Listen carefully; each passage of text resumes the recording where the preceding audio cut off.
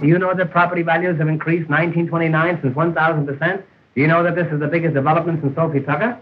Do you know that Florida is the show spot of America and Coconut Beach is the black spot of Florida? You told me about this yesterday. I know, but I left out a comma.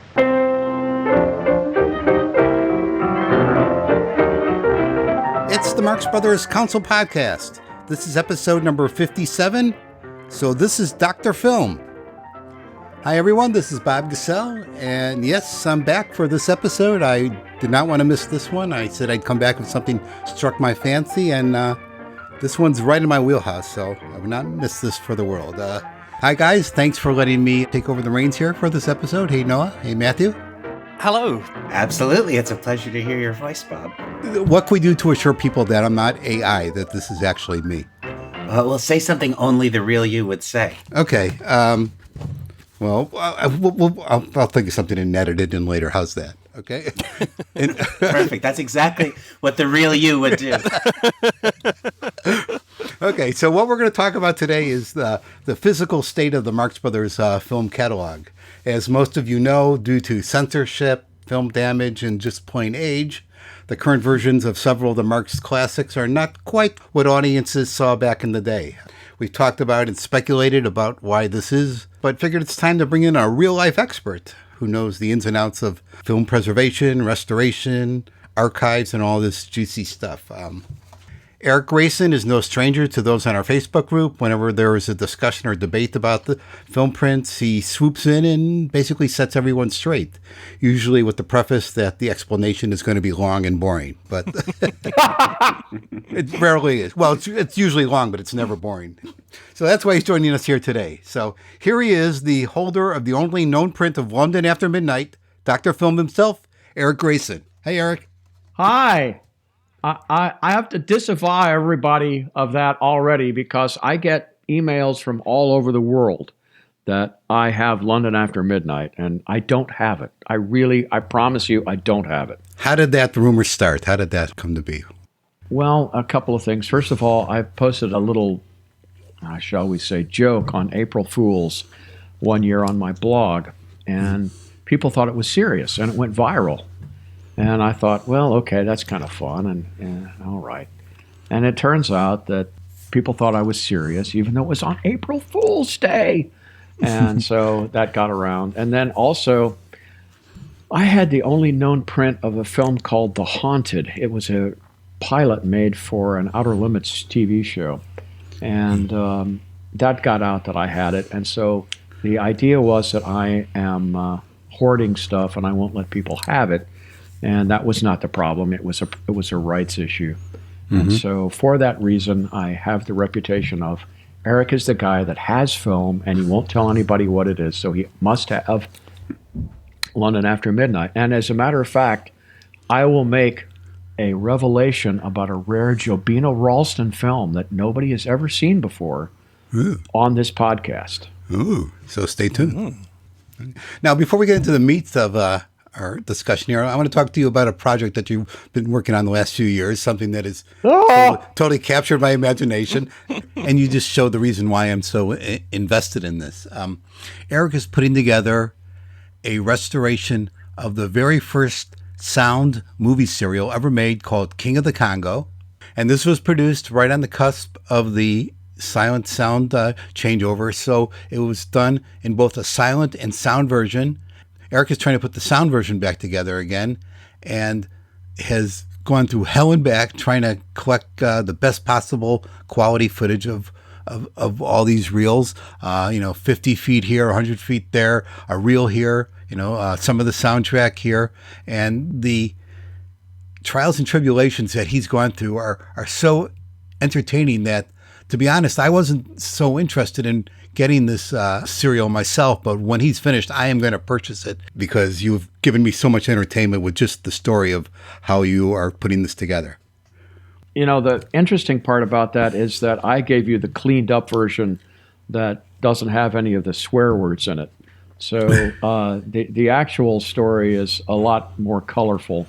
Mm-hmm. I've actually had to deal with collectors who are anti-Semitic and made me promise that I'm not Jewish before they would let me have certain materials. It gets that weird.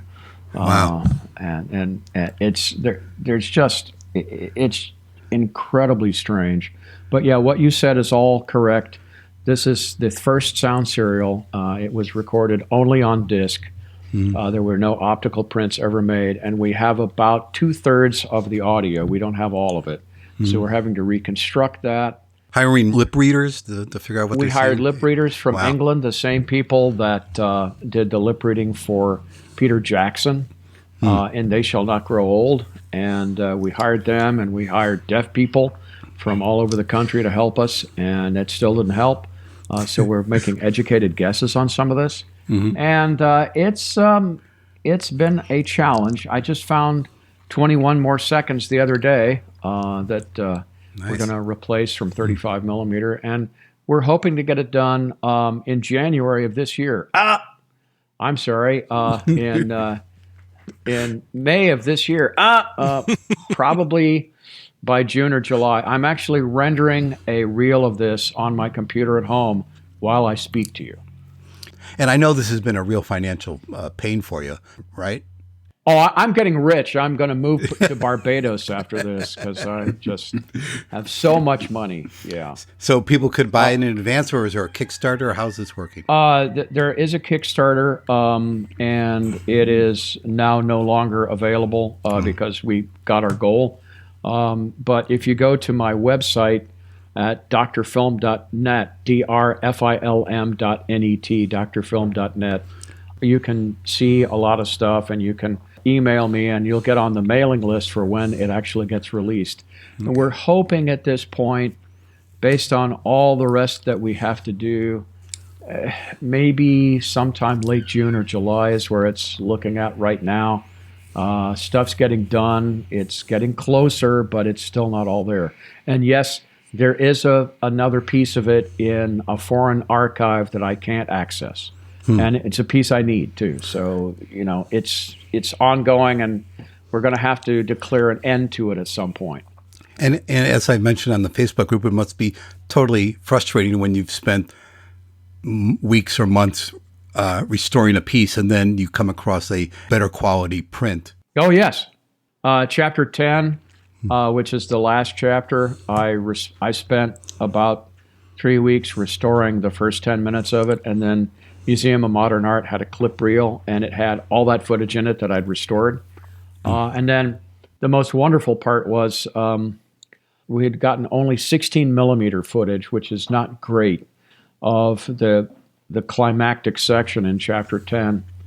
And I thought, well, okay, this is as good as we're going to get, because it had been cut out and put out for stock footage. So the 35 millimeter master didn't exist anymore. And so I thought, well, okay, this is as good as it'll be. And then Rob Stone from Library of Congress called me as I was crawling around literally in some old theater. And he said, hey, is some of the footage you're looking for Boris Karloff being shot by a gorilla? And I said, oh, yes, send it. And so there went that whole 2 weeks of restoration on that piece, too. So, Okay, and at what point in the process does the colorization get done? You think of that as a joke, but again, this was Rob Stone. Somebody put that up on my Facebook page, and I had joked, yeah, we're going to do that and make it in widescreen. And Rob Stone from Library of Congress said, hey, wait a minute. So, yeah, he thought I was serious. God bless him. He just didn't understand that it was a joke. For those who don't know, Eric had his own podcast a few years ago, and I appeared on it, and we did a little back and forth on the merits of colorization. So you might want to seek that out. And yeah. I hope to restart my podcast at some point when I have time to breathe, but I haven't had a chance to do that. So podcast is on pause. I think you're the only person to stop their podcast when the pandemic started. Most people, that's when they started, but that's when you stopped. I stopped basically in 2019, and it was because I was spending all my time on this. So yeah, I actually stopped pre-pandemic, believe it or not. Okay. But it was just because I did not have time to keep going. It was insane, and in fact, I've got 4 guys working on my restoration of this film right now, and they're from all over the country doing this. It's crazy. Okay, well, best of luck. Don't do this, guys, unless you have to. Don't ever do this. It's crazy and it's insane. And unless this is your calling and you feel like it's a religious calling, then stay home and do something else, because it's not worth it. Well, why don't you tell us your backstory? How did you get into all this? Restoration, collecting, the whole schmear. Well, I got into classic films by watching the late night monster movies, which I absolutely adored. And I started, I watched all the Boris Karloff and Bela Lugosi films and all the Universal monster films. I loved those films. Those were great. And as I got older, I came into this the reverse way from most people. But as I got older, I realized that there were certain films I could only get on film. I started with VHS and I started with watching television. There are certain films I could only get on film. So I got 16 millimeter. And once I got 16 millimeter, I realized that there were some films that I could only get on 35 millimeter. So I got that. And so I just became that kind of guy. And what always attracts me to films, and this sounds strange, but I know I go after films that if I don't get them, I'll never see them.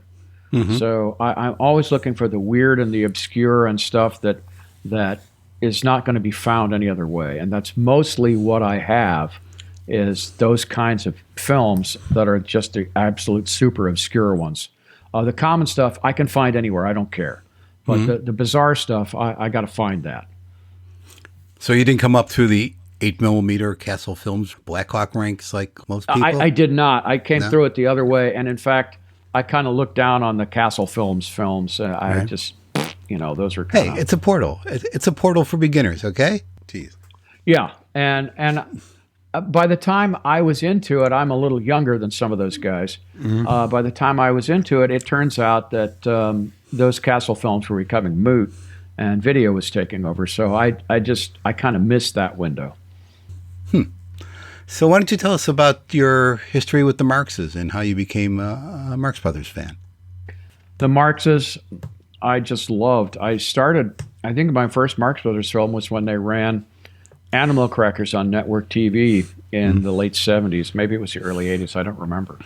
But I loved Animal Crackers, and that was great. And I started watching them on late night television.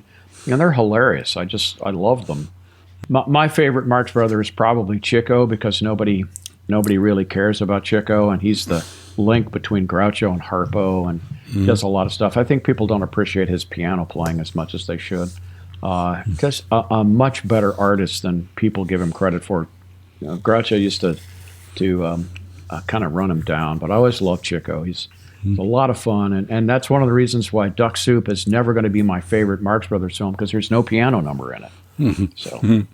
So I know you do a lot of screenings of classic films. Do you show many Marx films? Yeah, we do when we can clear the rights for them. Basically, my credo is I'm the film ho, so if there's a check, I'll go. And so whenever somebody has a film screening, and I've done film screenings, I live in Indiana, so I do film screenings here a lot. I do a monthly one at Garfield Park, which is here locally. But I've run projectors over to Kansas and to New York, and we ran some stuff in Cleveland a while back. And basically, I have a trunk full of 16 millimeter projectors that I use for various shows. I mean, I like to show stuff on film because nobody shows it on film, and I also like to show stuff that you're not going to see any other way. Well, do you have a favorite Marx film? Oh, it's Animal Crackers. Absolutely. All right, join the crew. Yeah, A wise choice. Let's get into the meat of this. I'm going to make some statements about the films that are in question, and when I'm done with each, you could tell me where I'm wrong, or fill in the blanks, or whatever you want, or you could plead ignorance or innocence or whatever you want. Okay, let's start ignorance. Let's start with humor risk. The film has been considered lost for, I guess, over 100 years now. Even in the 1930s, it was considered missing because Harpo put out a reward in the newspapers looking for it. And unlike most other highly sought-after lost films from the era, there were hardly any prints made even back in the day. So the pool of things to look for has to be incredibly small. Well, we don't know if there was 1 print, 5 prints, whatever. So I can't imagine a film having less of a chance of being found than Humoresque. Tell me I'm wrong. Never say never. I hate to say that there's a lot of hope, but there's some. First off, remember they found Too Much Johnson a few years ago, and that was the only print that was ever made. That was the Orson Welles film. And Orson Welles claimed that had been destroyed in a fire, and lo and behold, it was in an Italian collection. So you never say never on this stuff. It could happen. Richard Roberts, who's more of an expert on silent comedies than I am, says that this actually got a limited release. So there were probably more than just 1 or 2 prints made. There may have been 4 or 5 prints made. And you see stuff pop up occasionally. There used to be a convention in Culpeper, Virginia, for a Library of Congress. It was called Mostly Lost. And what they would do is they would show clips of films that nobody knew what they were because it was missing the tail or the head of the film, and you couldn't identify it. And that's the kind of place where you'll find Humoresque. If that's around, that somebody's got it, and it's on a reel somewhere, and it's misidentified, and they don't know what it is, and you'll find it someplace. And that's the thing that I put most hope in is that it's not a film that people are necessarily going to instantly recognize for what it is. So there, it's not like London After Midnight. No, nobody could have London After Midnight and not know what it is. But it's possible somebody could have this and not know what it is. It's actually possible to not know what London After Midnight was because the foreign title of it was The Hypnotist, and it got changed in a bunch of stuff. Okay. And of course, there's the famous story about Lon Chaney's film The Unknown, which was found at the Cinémathèque Française. Yes. Okay, so you know that, Matthew. But in case somebody hasn't heard it, they went to go see Henri Langlois, and they said, hey, we heard you have a print of The Unknown. He says, well, I don't know if we have it, but it's out in the back. And there were a stack of films marked with the French word for unknown back there, and it was in there. So they had just a whole bunch of stuff. They didn't know what it was, and one of them was the Lon Chaney, The Unknown, which just got restored from a Czech print that had 10 more minutes of footage in it. So, Well, you said you were going to break some news here about a... Yes, I do have a rare film with Jobina Ralston, who's also the star of Humoresque. And I've been hoarding it for the last 10 years. And it's Little Mickey Grogan. Not the film you thought it was. Little Mickey Grogan is a late silent from 1927. And we didn't know who owned the copyright on it. And we found it in France. And it turns out that Warner Brothers threatened to sue me over it. And they said, we want this, we own it. It turns out they don't own it. And they were bluffing, and they wanted me to send them all the material, which I would not do. And the guy that's there that did this is no longer there, so I can tell the story. And so the only choice I had, since we couldn't run down the owner of the copyright, was to wait until the copyright expired, which it did in January. So I will be releasing at some point, when I have some time, Little Mickey Grogan, which stars Jobina Ralston, also the star of Humoresque. But it's not the film that you thought it was. But it turns out that it's fun, and it's a nice little picture, and it will add to the mystique that I have of the guy that has films that nobody wants and is hoarding films. And the reason I did it was only because I did not want Warner Brothers to sue me. So without going into any more detail, are there other things that you have where something similar applies? Yes. Right. Without getting into your situation specifically, there must be quite a number of collectors who are holding on to rare prints these days, waiting for copyrights to expire. Is that true? Yes. Yes. These are very good, not too many details answers. And what just remind me and perhaps other people, what is the time period for... It's 95 years, so everything... 95. Yeah, right. Everything from 1927 went public domain in the January of this year, and then next year will be 1928. So This stuff always confuses me because remember It's a Wonderful Life, how everyone thought that was in public domain, and then they were able to, backdoor copyright it by saying the story or the postcard it was based on was copyrighted.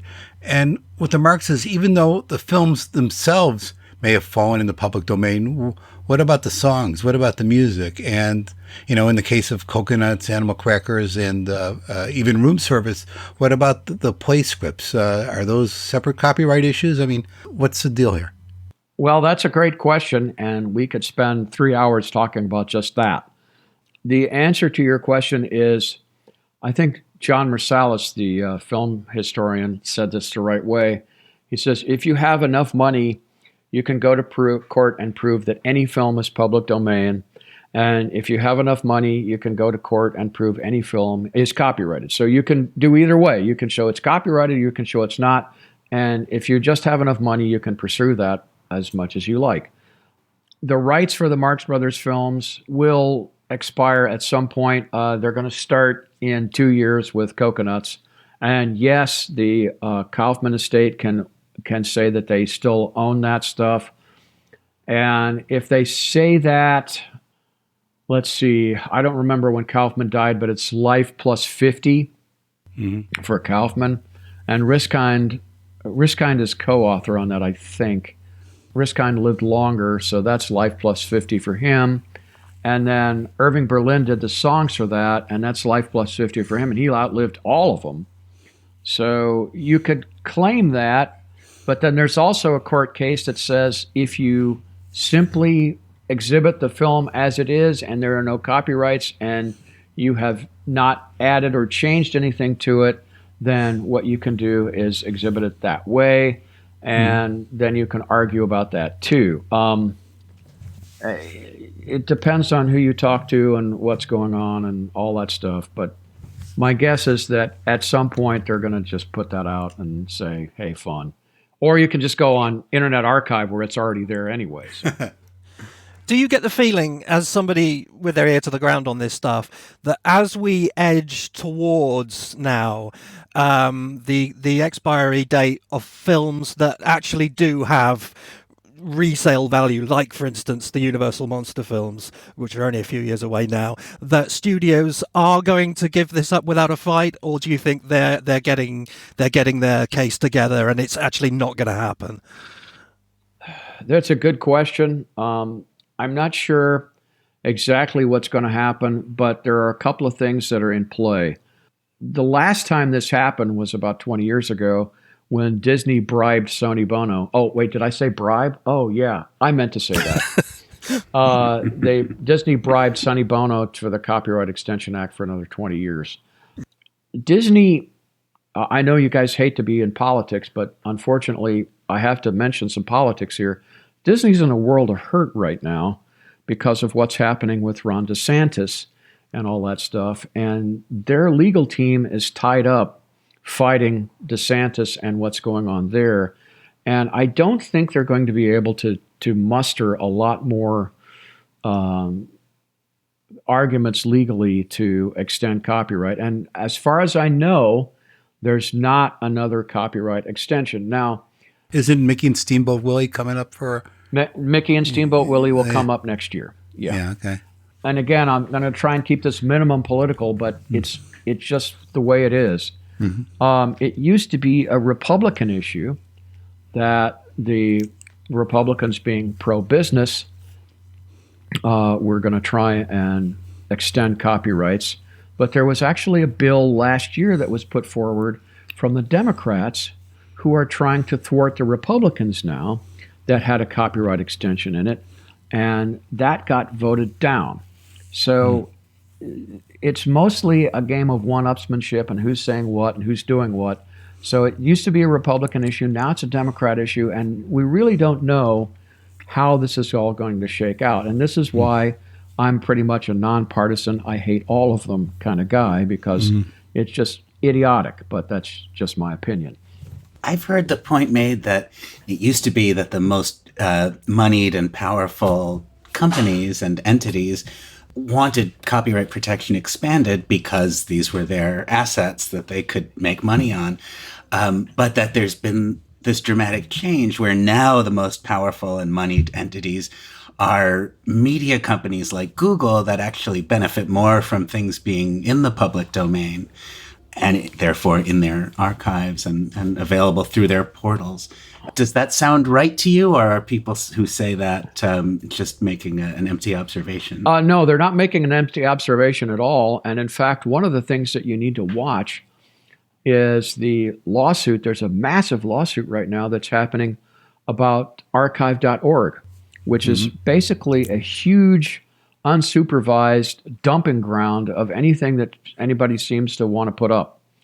And it's a very strange thing the way they're putting it together, because the media companies like Google want archive.org to keep going, and the studios want archive.org to be shut down. And the way that shakes out is going to shape the next several years of copyright stuff.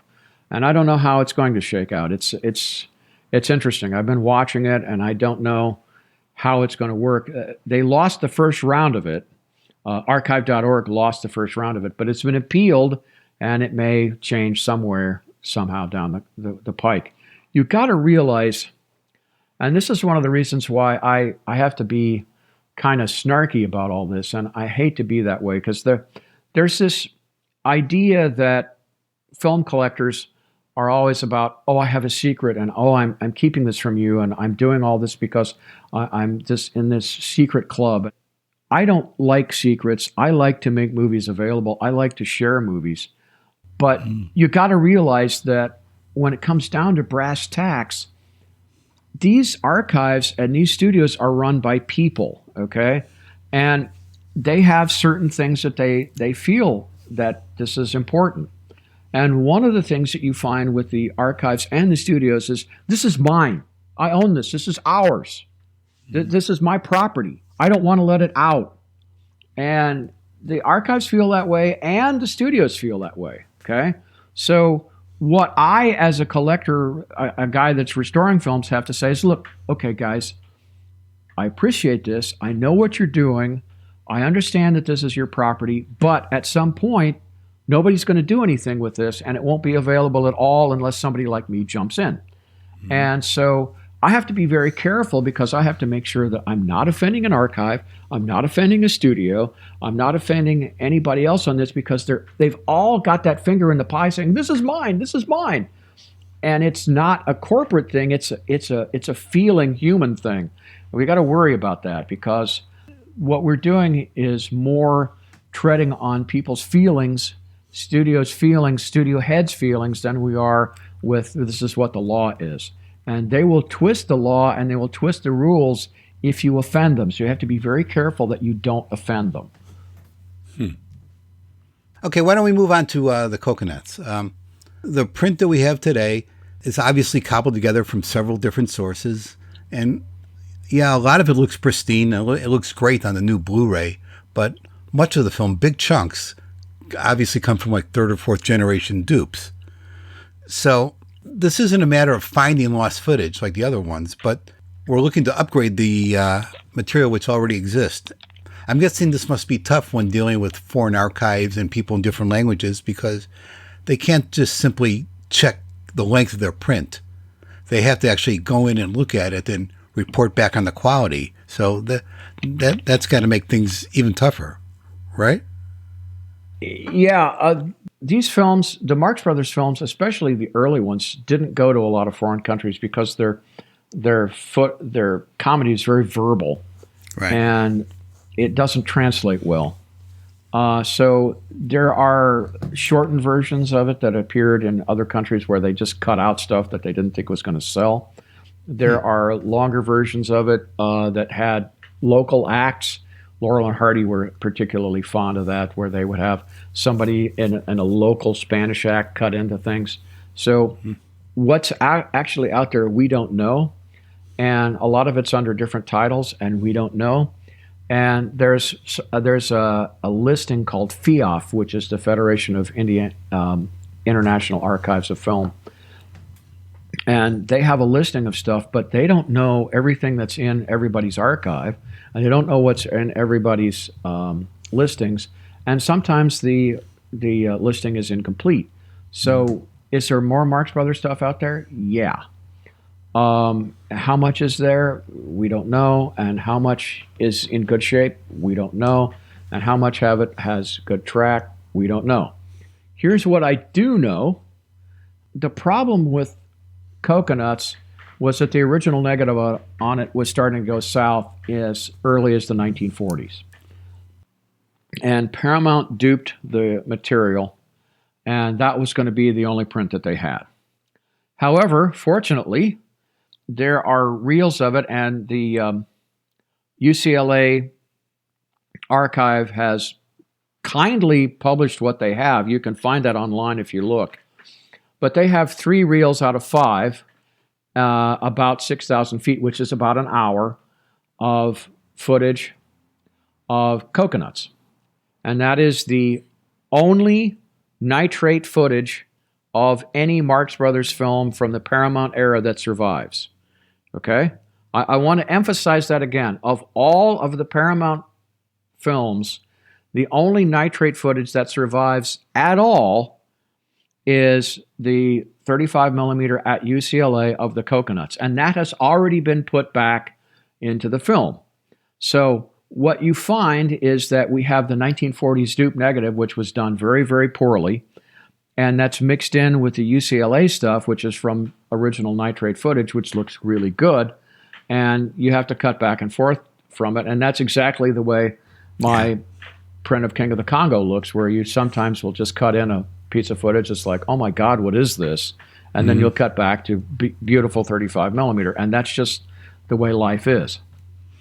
Can I ask you an ignorant layman's question about archives? Because as an ignorant layman, one of the things that we find most frustrating is when things are kind of in plain view and have been there forever. So something like Animal Crackers, everybody knows that had missing bits. It wasn't like some obscure thing. The hunt had been on for that for ages. And not only did it exist, but it existed in the British Film Institute. Right. So once you've set up your archive and you've got your vaults and everything's there, what do they do all day if not go through it all and see what they've got? That's what they do. Right. And the problem with it is that they are chronically understaffed. Right. They are chronically underfunded. And there are people there that look at stuff and they don't necessarily know what it is. So, you know, people are always telling me, oh, well, the archives have to know all the stuff that they've got. I've got to tell you, I have a film collection that's at most being extremely liberal, 5% of what the smallest archive has. And there are things in my collection, I don't know what they are. Okay? So I have stuff, I don't know what it is. Imagine what Library of Congress has. They have stacks and stacks of stuff that is unlabeled, and they don't know what it is. And they haven't had time to go through it. And they've got 2 guys that are on staff that do that. That's all they do. So they go through stuff, see if it's okay, see what needs to happen, and they go on from there. They've got 2 guys, and they've got millions of feet of nitrate film. So are there things in there that they don't? Oh, yeah. For example, when I got King of the Congo, which I keep coming back to because I worked on it, and I was actually at Library of Congress for this, they went through a collection that was unlabeled and uncatalogued and unarchived. And King of the Congo's 21 reels of film. It's 21 10-minute sections. And they found 47 reels of unlabeled nitrate that wasn't entirely worked out. And they had some idea of what most of it was, but they hadn't looked at everything. And I had to go through that and figure out exactly what they had instead of what they thought they had, and what was duplicate and what was not duplicate, and what was original and what wasn't original. And that was for a film that they said they had kind of a handle on. And this is not trashing them in any way, because they do the best they can, but there's only 2 guys that work there. If you want the archives to know better what's going on, then what you have to do is you have to fund them better, which I'm in favor of entirely, and you have to make sure that it's staffed by people who understand what films are. That happens all the time. For example, I was just reading that Warner Brothers had a bunch of stuff that had been color, and they had it listed as black and white because somebody that went through the films in the archive and they saw, oh, this is black and white negative on this. Well, what it was two-color film, and if you know about Technicolor two-color, that has frames, alternate frames, that are red, green, blue, and like that. And so it looks like it's black and white negative. And if you don't know what you're looking at, you don't label it properly. So in the case of Animal Crackers, what happened was that the British Film Institute had a negative that they hadn't looked at. It was a duplicate negative that they used for domestic prints in England. And it was just sitting there on the shelf. And when Universal, God bless them, Universal went out and said, hey, what do you have on this? Well, they said, well, we've got a negative. We're not sure what's in it. Hey, can you scan that and get it to us, and we'll have a look. That's how that happened. Mm-hmm. The BFI didn't know what it was. And I know people at the BFI, I know people at Universal, they just, they did the best they could, but they don't know all what's there, and sometimes it's a surprise. So when a situation like this arises, is there a big negotiation? Is there contention? Or is the archive just glad to help out? I doubt that the archive was just glad to help out. I don't know. I wasn't part of that discussion. Mm-hmm. But again, it goes back to what I said before. These are people, okay? And these are institutions that are run by individuals that have emotional responses. So if I were in charge of the BFI and I got a call from Universal, and I'm not, and I know Barney Dixon in charge of the BFI, so I'm not trashing her or saying anything good about her. I'm just saying this is what I would do. It turns out that Universal had to call, and if you call, then the first thing is say, oh my God, I'm getting a call from a foreign studio that owns the rights to this film. What am I going to do? Because if they get really nasty, they can make an international incident of it and make a lawsuit and all that stuff, and you don't want that to happen. Mm-hmm. And the American studios have a bad reputation in foreign archives that, oh God, I don't want to deal with this. This is a mess. And so their first thing is to say, oh no, we don't have anything, go away. And that's easy to do, and it gets you off the hook. And that's what I would do, okay? And I've done that before. I've had to do that with Universal. Universal actually called me an evil film pirate one time because I had a film that they didn't have. And I called them and I said, I want to license this for a showing. And they said, oh, you're an evil film pirate. You're a terrible person. I said, wait a minute. You don't even have this film. You don't have a print. You don't know where the negative is. I'm going to give you money for not doing anything. So, and they called me an evil film pirate and they said, we should sue you and all that stuff. So imagine if they did that to me, what they could do to a foreign archive. That would just really frightening. So it's really easy for them to shut that down. So to Universal's credit, they said, hey, look, we're not going to do anything. We just want to do this. We just want to get this saved. What can you do? Can you help us? And the BFI was glad. And by the way, full disclosure, the BFI helped me on some of the stuff in King of the Congo. They didn't have any material on it, but what they did have was some print material, which I got. And I actually had to make an international phone call to get my credit card charged, which was hilarious. But we won't go there. Mm-hmm. It turns out that Universal did the deal, got the stuff out, and it was fine. And they were able to cobble together the complete Animal Crackers because of international cooperation, because Universal knew what they were doing, because BFI was. By the way, that is on my end here. Yeah, that's the fire siren. It turns out that Universal played it right. BFI played it right. It was a nice international cooperation, and I'm really glad that happened because they found all that good stuff. Now, if you think about what that was, since there are no nitrate prints of any of the Universal, I'm sorry. There you go. They're coming to get you, evil film pirate. Yes, they are. I forgot to tell you we're going out live, so that's why they're. Oh, cool. Since there are no nitrate prints of any of the Paramount Marx Brothers stuff, what they did was they had a safety fine grain that they had made from the original negative before Universal threw it away, and we can talk about that if you like. But Universal threw away the nitrate on that, and they kept a fine grain. And so BFI had a duplicate negative, and so they had to match a fine grain safety positive with a duplicate negative, and it was one that was made with 1930 recording technology. So if you listen very carefully to the restoration, you can actually hear the sound quality go down a little bit in the British parts. And it's there, but there's about as good as you can do because the bandwidth on whatever the Brits were using to copy that wasn't as good as what they had in the 50s when they made the prints back then.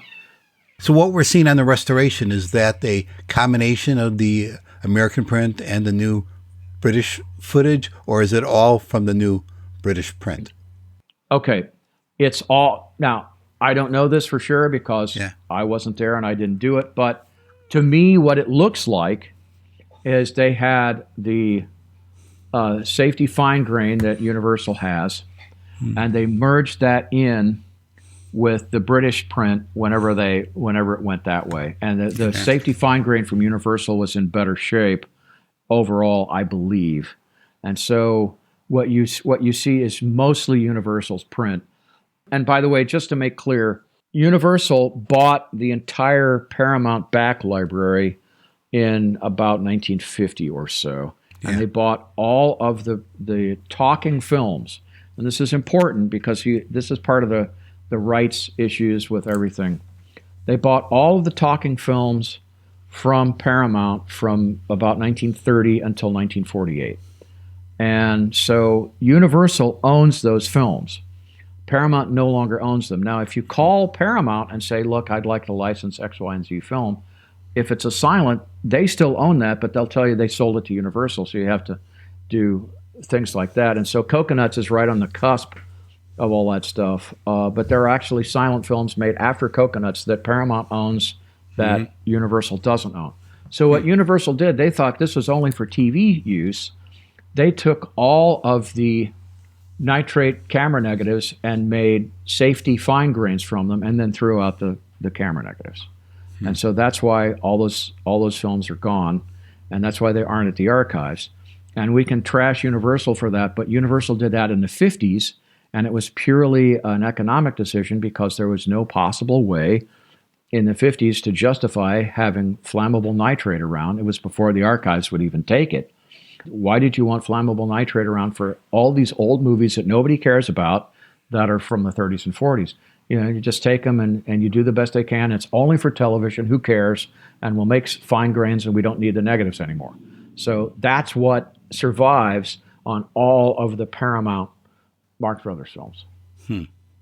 And while we're on the subject of animal crackers, let's talk for a moment about the famous real change snafu with Groucho getting out of the carriage and how that came to be. And do you think it's a good idea that home video releases keep that in? And what are your thoughts on that? Let me explain what this is and why this is, because it's a strange thing. And if you had seen this in 1930, you would not have seen him get out of the carriage twice. What happened was that they took two reels at the joining point and they put them together in the wrong way. Now, let me clarify exactly what that means. When you guys have been in school, if you're old enough to remember film projecting in school, you often had an idiot teacher who didn't know what he was doing, and he would get the projector threaded up, and he would leave the countdowns on. So you'd show 10, 9, 8, 7, 6, 5, 4, 3, 2, beep. Okay. Mm-hmm. Yeah. Now, the question is, why do you do that? And the reason is that when you're running 35 millimeter, which God bless you, I've done a million times, what you have to do is you have to switch over every 20 minutes, or in the silent area, you have to switch over every 10 minutes. And you would need to get that synchronized. Well, how do you do that? Well, in silent films, it doesn't matter, and especially if you end on an intertitle, you can just kind of overlap it and guess, and by God, and it'll be close, and who cares? But for a sound film, the sound sync is picky. It's hard to do. So what do? Well, you do the 10, 9, 8, 7, 6, 5, 4, and for 35 millimeter, you actually thread it at 7, and you get the projector going, and there's 2 changeover marks. There's a changeover at 10 seconds, which means that you're starting the projector, and then there's one just about 2 seconds before the end, and that's when you switch the projectors over. So you switch back and forth, and you have the countdowns set up that way. Now, the reason I tell you this long, boring story is that hadn't been invented in 1930 yet. So there was no way to keep those in perfect sync. So what do? Well, what you do is you end a reel on a little section that it has some action on it that isn't really important, and you wait for them to switch over, and you hope that they switch over in time. Okay, so with Groucho's scene of him getting up off of the couch or whatever it is, what he did was they said, look, let's just have an extra long section of that footage, and then they'll switch over on it, and if there's a little overlap, nobody cares, and if he's 3 seconds over, nobody cares, and it's fine. And that's the way Animal Crackers was put together. If you look at Lon Chaney's The Unholy Three, it's full of those. I think every reel changeover is like that, where the actors are just sitting still, actually, for about 2 or 3 seconds, and then they keep going. Well, that's not a mistake. That's just the way that was going. That's the way that was transferred. When they did the video work on this back in the 80s, the guy that did that didn't know what he was doing. He didn't know any of the history about this. This is why somebody that's familiar with history of films should know about this. And so he just said, oh, okay, well, it ended here and it started here, and we'll butt them up together, and there we are. Well, every reel in Animal Crackers is like that. And in fact, I have one of the films that was accidentally bootlegged from Universal in the accidental early 70s that I don't know anything about. But God bless if you. I did know about it, what I would tell you is that was actually bootlegged from the master positive that they had, and they physically spliced those sections together at the end of each reel. And there is a splice in that reel exactly when Groucho gets up twice, and there are a number of other ones in there that have some overlapping action that isn't really quite right either. So yeah, and unfortunately I can't take them out of the print that I accidentally don't have. And the reason I can't was that they printed the soundtrack separately, and so if I cut them out, then the sync doesn't match anymore. So why did we only notice it with Groucho getting out of the carriage twice? How come we don't see those similar snafus later on in the film? It's actually in several points, but the rest of them are not as obvious as that one is. That one is a particularly glaring one. If I really wanted to, and if you guys really want me to, I can actually go through the print of the accidental one that I had printed, and we can see exactly where the real changes were, because it's still in the print. It's still there. It's just a question of, okay, well, here's where it was. But that's one of them. Okay, we'll wait. Go ahead. Okay. Yeah. If somebody reminds me, I'll go through it. I only have about a million other things to do, but I do have it. And since that's a nice print, I've actually considered having the cut footage put back in, but that's a different story. So in theory, which is more correct? The footage on the reel it's coming from, or the footage on the reel it's going to? Neither one. Okay. Neither one, because it depends on when the projectionist shut the film down and when he started up the next one. So it just shouldn't be that way. So when editors are doing films, they do it a reel at a time. So when they get to that point, they know they have to leave extra on there. How does that work? Well, it's the negative editor. So yeah, the guy that does the that edits the negative, yeah, he has to know that. Okay. And he has to say, okay, we're about at 2,000 feet because you do the changeovers every 2,000 feet, or in 1930 you did it in 1,000 feet.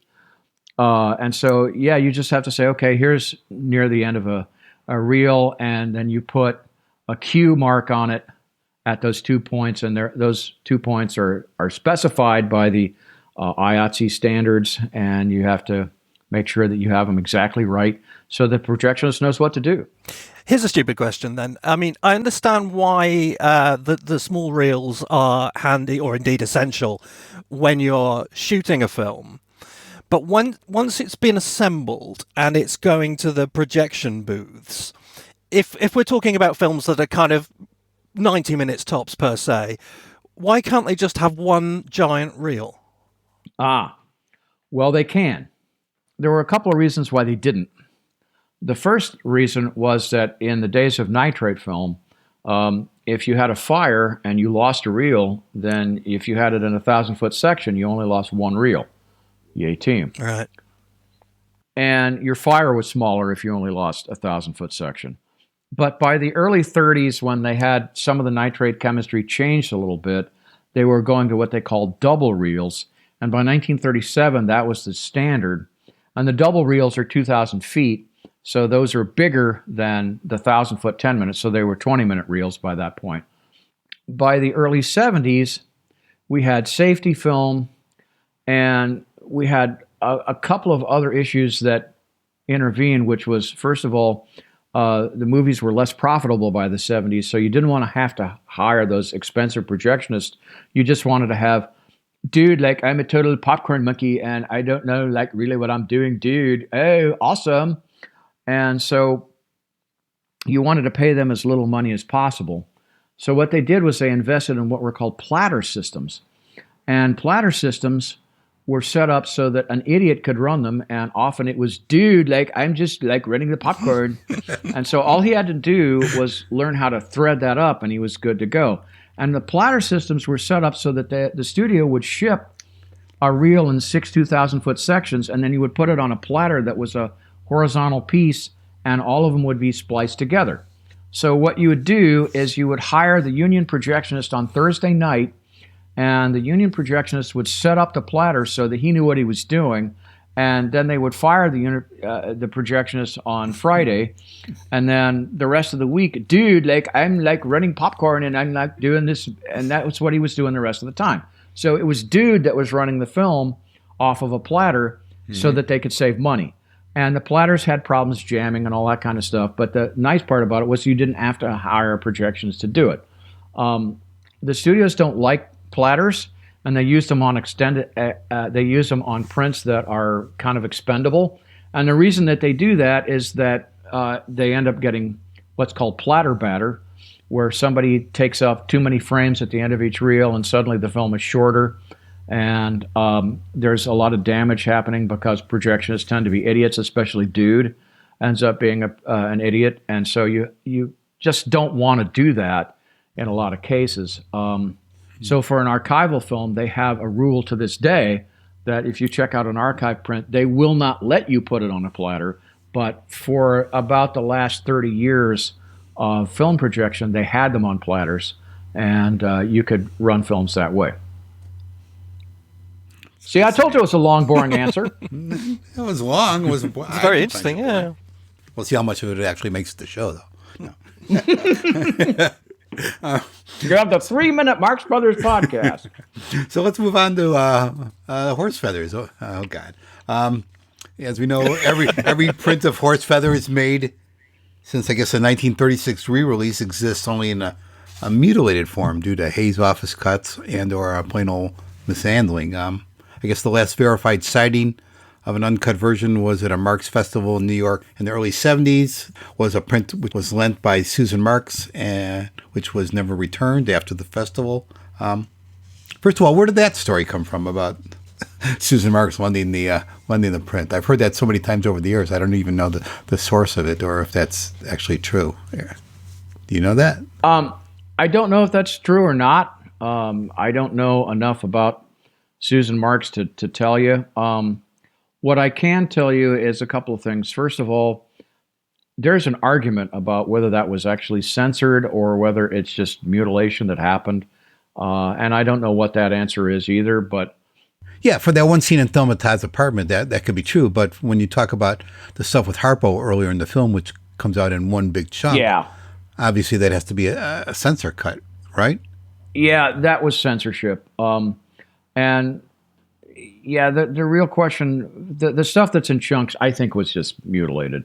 And I think it was just badly put together. I've seen all kinds of prints like that were just kind of...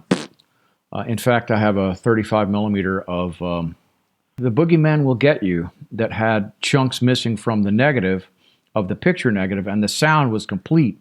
So when they did the test print, the sound didn't match with the picture because they hadn't taken the splices out of that. So the sync didn't work anymore, and that's how I ended up with the print. It's a print that slowly drifts off sync as the film continues. So it's a very common thing to have little tears and rips in the negative of something.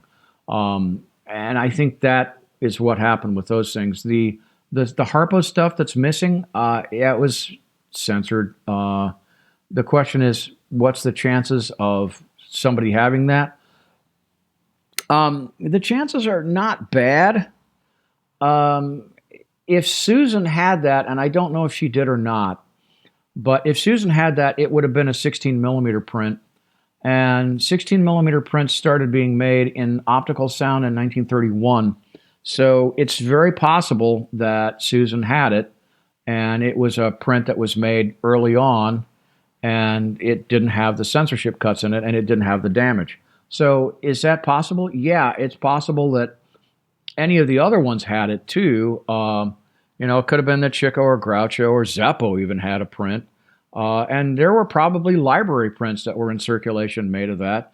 It's not impossible that some collector has that sitting in his basement, and it's just an old print that has been sitting around for years and years. I have a 1931 print of Alice in Wonderland, which is a terrible, terrible film. It's not the Paramount version. It's the Fort Lee version. And I have a print of it from 1931. So is that possible that somebody has a Horse Feathers print? Oh, absolutely. Is it likely? You don't know. You never know.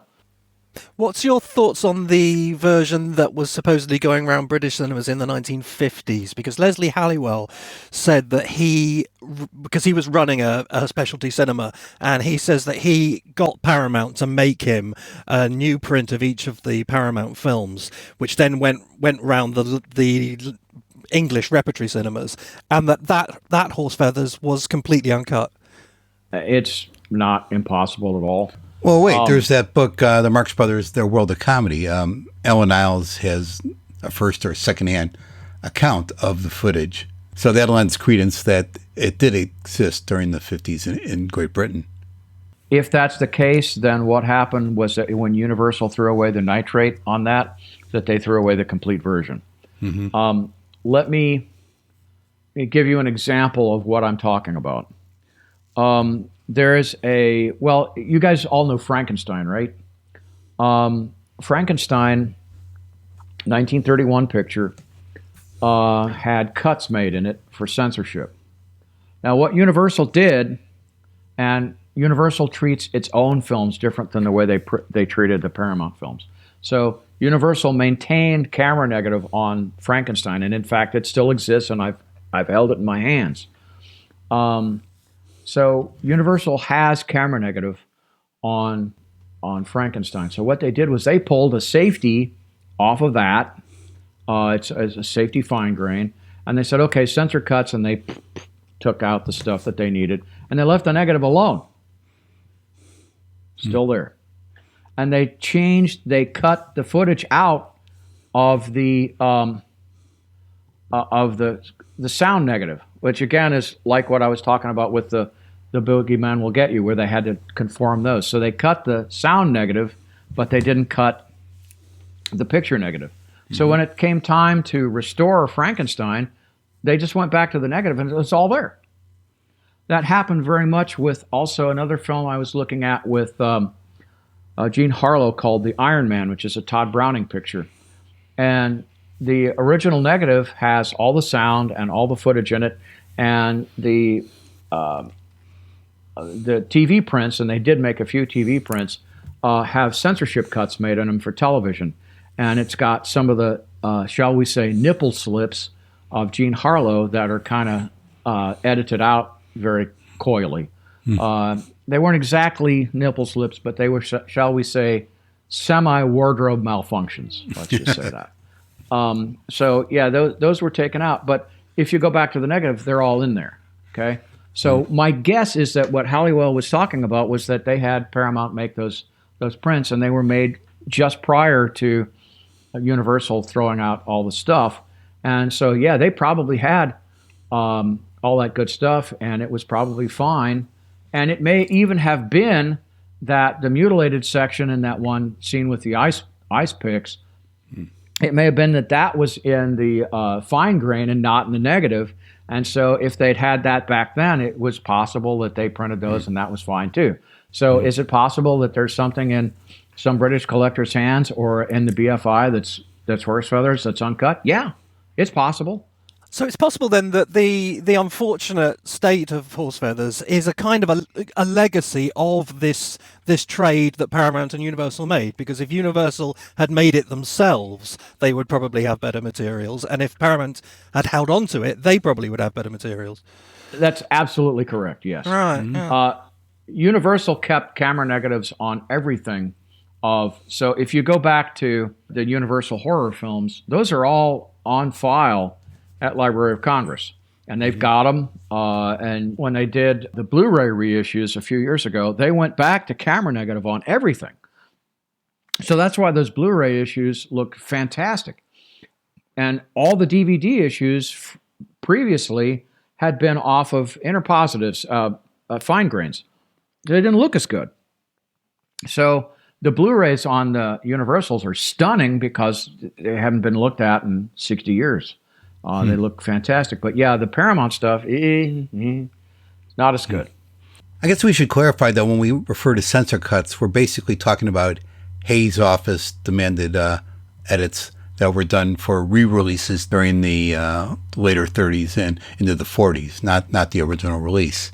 And what's interesting in the case of Horse Feathers is that the cuts were made for a 1936 re-release, but that re-release was supposed to be Monkey Business, originally supposed to be Monkey Business.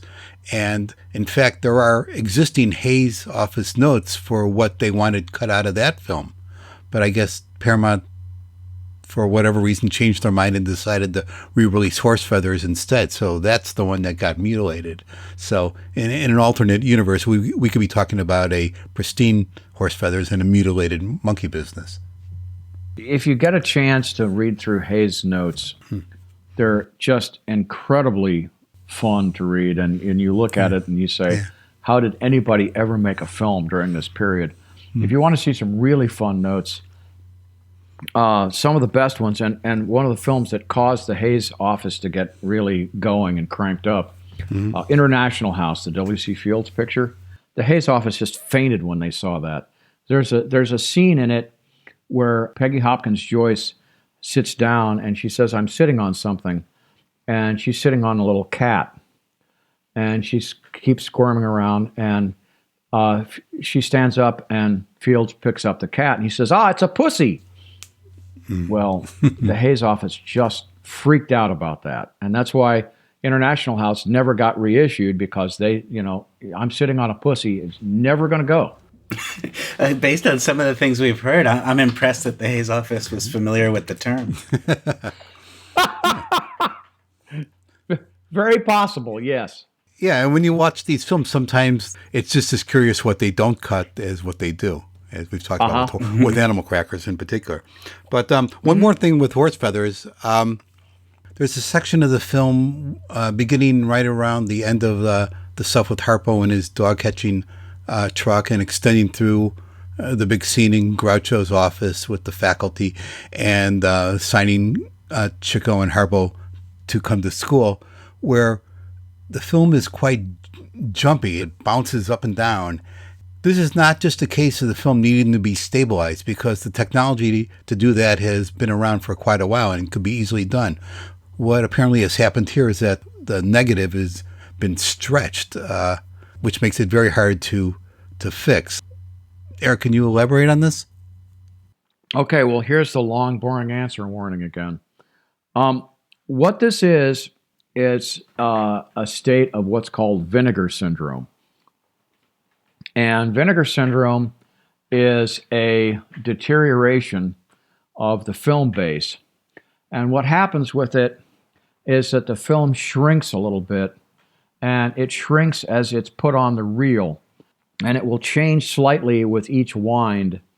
And what happens is that it's called differential shrinkage, and it's all kinds of fun. But the film is made of cellulose acetate, and acetate is vinegar. And it turns out acetate is related to acetic acid. I should say that. So as the film ages in a hot, humid environment, which is what those all are, a lot of times the film will deteriorate and shrink a little bit, shrinks a little bit more on each one, and it will let out vinegar. And when that happens, your print smells like a rancid salad. And I have to tell you, I've had that happen to me. I had a beautiful print of Empire Strikes Back that just died. So for Disney folks, I don't have it anymore because it shrank and died, okay? So don't come after me because I don't have it. Okay. Anyway, I had a beautiful print that shrank and died, okay? It was really sad, and it would never run again, and you just cried when you tried to look at it. So that's what's happening with that one reel of horse feathers. It's gone vinegar. It wasn't treated well at the lab probably when it was developed. And this is called warpage, or film warp, when it happens. There's a great example that you can see on The Man Who Knew Too Much, which is the 1934 Hitchcock film. There's a little piece on YouTube called The Film That Warped Too Much. And they had a safety print of Man Who Knew Too Much that was shrunken exactly the same way horse feathers is. And it was no longer watchable. It was much worse than what horse feathers is, because what would happen is that the focus would kind of breathe a little bit and come in and out, and you'd find that it wasn't stable, and it was just kind of up and down and stretching and looked weird. Well, about a decade ago, when they did that stuff for Animal Crackers and all the other Marx Brothers films, that box set that you've seen, there did not exist technology to do that, to fix that. In the last few years, there's a German software company called Diamant, or Diamant, I'm not sure how it's pronounced. And I spec'd this out. It's $21,000, and it's just new in the last few years. And they have a piece of software in there that will let you frame by frame say, this point is the same as this point, is the same as this point, and you can go on to the next frame. And after a while, the AI kicks in, the artificial intelligence kicks in, and it says, okay, I think I understand what this is, and it will stretch and warp the image in the opposite direction to where it was, and it will end up taking the warp out. And it does that very well. You can see that if you look at, it's called The Film That Warped Too Much, and you can find that on YouTube, and I recommend that you see it. And I have not been able to afford to do this with King of the Congo yet, but I have a guy that has a copy of Diamant, and we haven't needed to use it. There's one little section that I don't think is bad enough to merit using it, but for the most part, yeah. And now I also did the restoration for Colleen Moore's Little Orphan Annie a few years ago, and that has some scenes in it that if I went back and did it again, that's got some warp in it that I'd like to take out. So if somebody wants to invest in Diamant and restore that one scene of horse feathers, that can be done now. It couldn't be done back when they did it, but it can be done now. I'm guessing it's going to take the discovery of lost footage for them to even want to go back and revisit horse feathers. So it might be a while. Well, remember, the other problem was, now that it's going public domain, then you got a problem there too. Yeah. So let's move on here. Monkey Business and Duck Soup. Do we have anything here? Looks to me like the prints we have are pretty complete from the original release. I forgot where I read it, and you guys will know more about this than I do because you keep up with this more than I do. But there's a Marx Brothers website that talks about an alternate version of Duck Soup that they saw on TV in Canada in the 50s, or maybe it was the 60s, that has some different line readings in it and stuff like that. And there's an argument about whether this is bogus or not. I happen to believe it's not bogus. And so if somebody looks up there is a Marx Brothers website that talks about this, and I forget where it is. But if somebody looks that up, my opinion on this is that it's definitely not bogus. And there's every evidence in the world that there were different shots and different line readings of Duck Soup, and probably somebody just had a TV print that was made from one of the alternates, and they got that. So that's entirely possible. Again, this has happened to me a few times. There are two different prints of Things to Come, the 1936 picture, that got printed for television. And that was a film that was public domain and now is no longer. So it used to be that there were all kinds of prints of that were made. And it turns out that the one cut was shorter than the second cut, but it had footage in it that the other one didn't have. So I ended up with two prints of it, and I combined to make one that was about 3 minutes longer than anybody else had. So that's one of the films that I've had in my collection that people can see. Oh, you have the long version of Things to Come, which is, kind of like saying I have the long, boring version of Barry Lyndon, which is, okay, well, it's not really something to brag about, but I had it. So my grandfather worked on the special effects for Things to Come. The special effects for that are really good. The problem with Things to Come is not the direction, it's not the photography, it's not the acting, which is all top-notch. The problem with Things to Come is that H.G. Wells could not write a screenplay to save his life. And the movie is slow and dull because of it. So you have a long version of Things to Come. It's like, okay, I'm making a longer version of a dull film. Okay. Okay, why don't we move on to A Night at the Opera? As most of us know, the version in circulation today has all the references to the first part of the movie taking place in Italy. Those have been removed, including a big musical number at the top. Other than that, it's just individual lines here and there.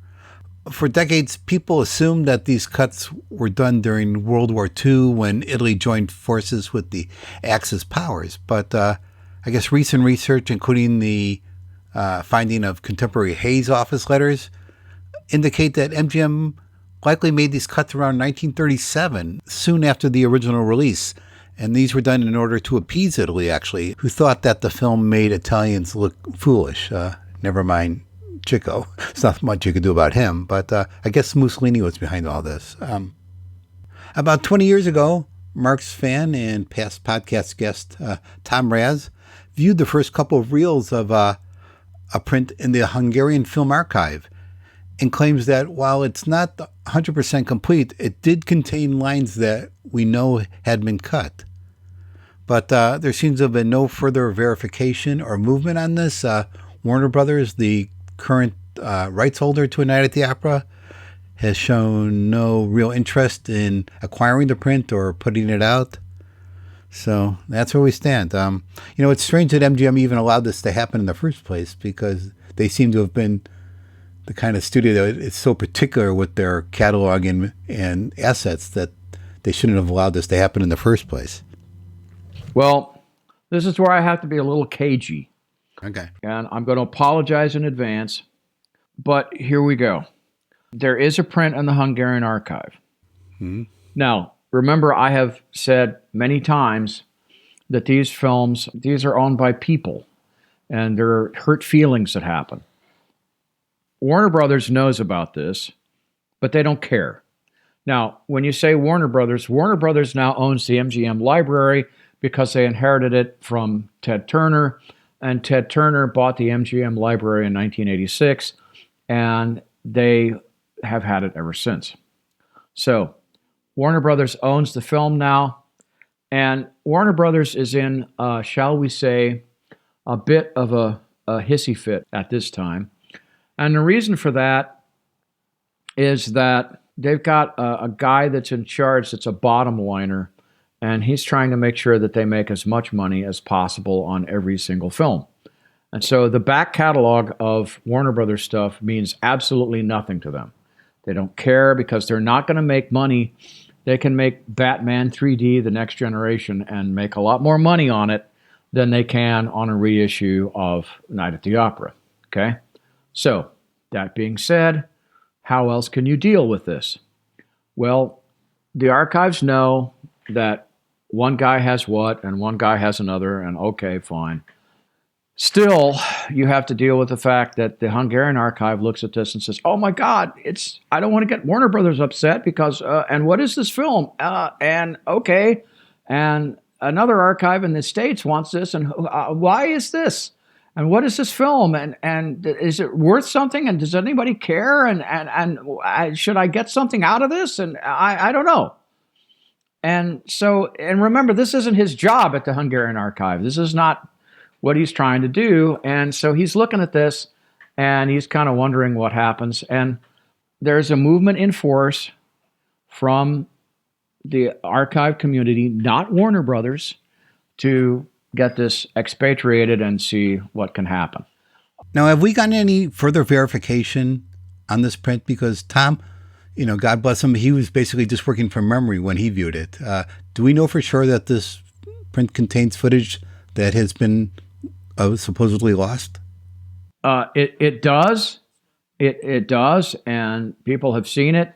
And I've talked to archive people who've seen it, and I can't tell you who. And it's not because I'm being a jackass, even though I am a jackass. It's not because I'm being a jackass. It's because I can't say. But archive people have seen it. Okay. And it has been looked at. They've seen all of it now, because Tom only saw the first reel, I think. Yes. And what I've been told, I haven't seen it. What I'm telling you is third hand. But what I've been told is that there is footage and it's not spectacular. Okay? So it exists. It's not spectacular. It's not going to stop your heart. Like, the missing footage from Animal Crackers was great. Some of that was nearly heart-stopping. That was like, wow, I've never seen this. This is wonderful. The missing footage from A Night at the Opera, I'm told, is interesting, but not really that much. And apparently the musical number that's at the beginning was not there, but the Marx Brothers footage was there. And again, I'm not saying this is true, but that's what I've been told. Now, when I was on the Marx Brothers Council, I said, please leave this alone and don't say anything about it. And I got a lot of people that were harassing me about this, saying, oh, well, you're just know all this special stuff and you're not sharing and all that stuff. Okay. I want this to be shown as much as you guys do. And there are a number of films, some of which I still can't tell you about, that I know are in foreign archives that we're working on. And some of them I'm working on and some of them archives are working on. But the worst thing you can do, I mean this, the worst thing you can do is be an American, a loud, obnoxious American that goes over to a foreign archive that they don't speak English, they don't know what's going on, and they're talking about a copyrighted film, and it's just, oh my God, what is this? I don't know. So I recommend that you don't do that, because all you're going to do is you're going to make the guys in Hungary paranoid, and you're going to make you're going to do not the right thing as far as the preservation goes, because this film needs to be preserved, okay? It really does. There's no question. Even if the footage is not spectacular, I want to see it. You guys want to see it, okay? Yeah. But if I'm speaking in terms of film preservation and what the right thing to do is, leave them alone, because something is happening. What has always gotten me about this, when you mention how Warner's has not been actively engaged in this, we're not just talking about some random catalog title. We're talking about a film that's usually in the list of the 100 greatest films of all time or the great comedies of all time. So they're top 10 often. Yeah, they should be more vested, I would think, because of that. I'm going to break character a little bit here and say that my opinion of Warner Brothers and their preservation team right now, well, their preservation team is fine, but their marketing of classic films is okay. That's just my opinion. You guys might disagree with me. Is there usually a conflict between what the restoration team wants to do and what the studio wants to put out? Oh hell yes. Yeah. Oh yeah, absolutely. Because the restoration team wants to restore stuff and get it going, and the marketing team says, "Oh, who cares about this stuff? I don't care." And so there's now Warner's, to their credit, has put out a lot of stuff that a lot of studios haven't. You know, if you want me to get really hostile about stuff, Paramount doesn't do anything that they should do with a lot of their back catalog.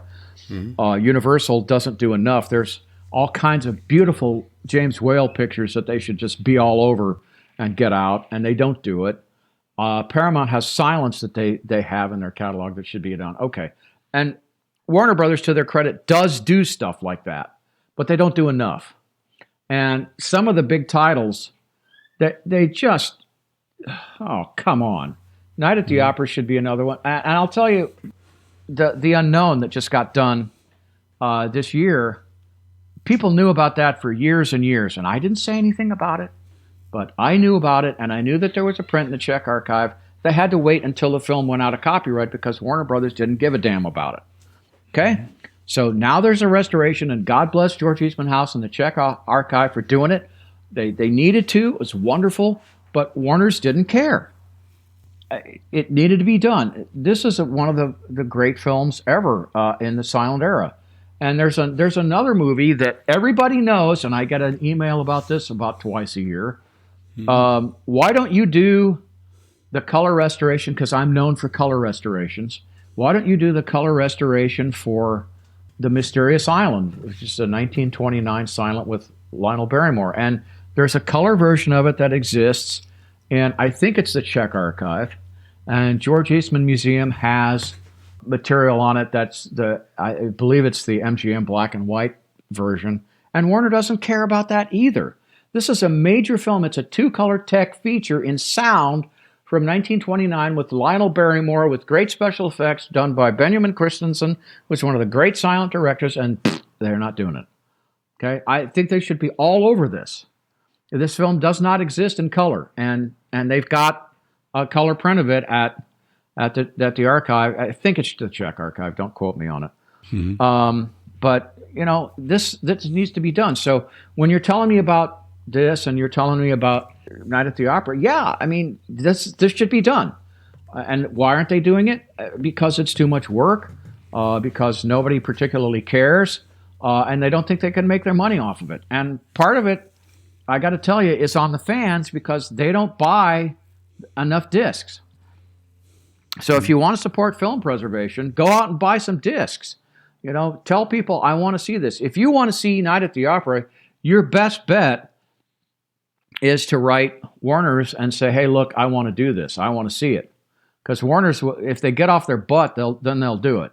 Because that'll make it happen. Otherwise, it's going to have to wait until the film's copyright expires and an archive can do a deal. Because at that point, all the rights are off and they can make it work. But until then, your best answer is to talk to Warner Brothers and see if they'll make it. And I don't think under Zaslav, who's the guy that's at Warner's now, I don't think Zaslav cares. But if you can make him care, that's your best bet. Otherwise, the smart thing is to smile and know that people are interested in this and going on. And my niche in this is to do stuff that nobody else is going to do, and this isn't one that I'm concerned about because somebody else is going to do this one. So if you want me to restore something, don't ask me to restore Night at the Opera because I can't.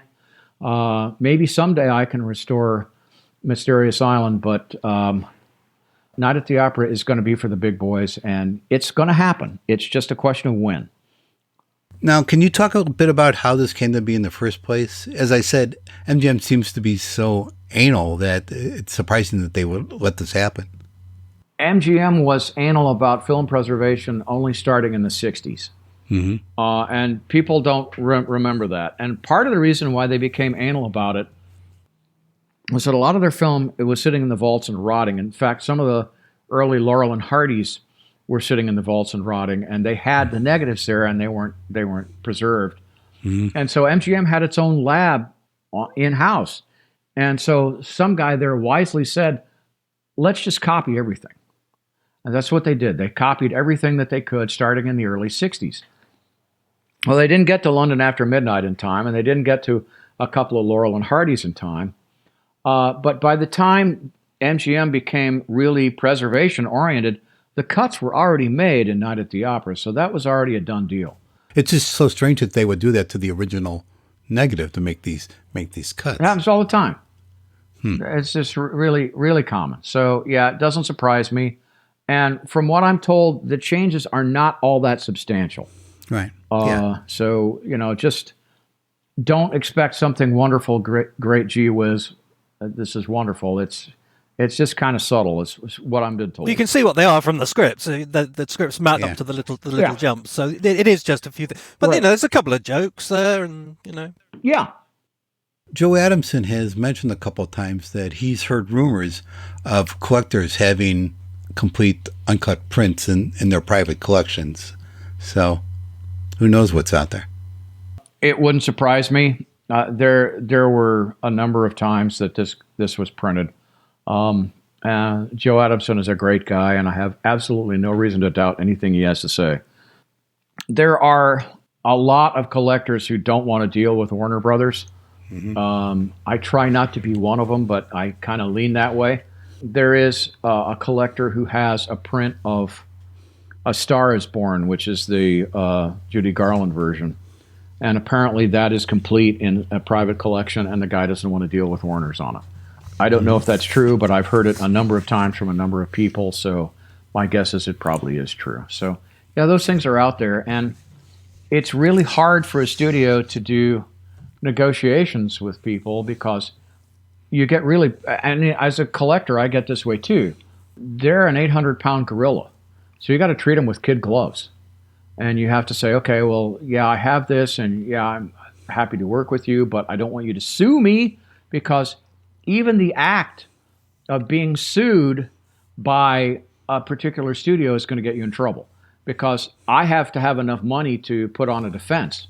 And even if I win, it's going to cost me thousands of dollars to defend that, and it's just not worth it. So if a studio threatens to sue me, I'm going to fold real quick, because I don't want to do that. Mm-hmm. I don't want to be involved, and that's what apparently this collector has done before. Now, I have contacted Universal a number of times and said, hey, sometimes the flip side of that happens too. I contacted Universal a few years ago. I have a print of Life Returns, which is a 1934 film that never got copyrighted.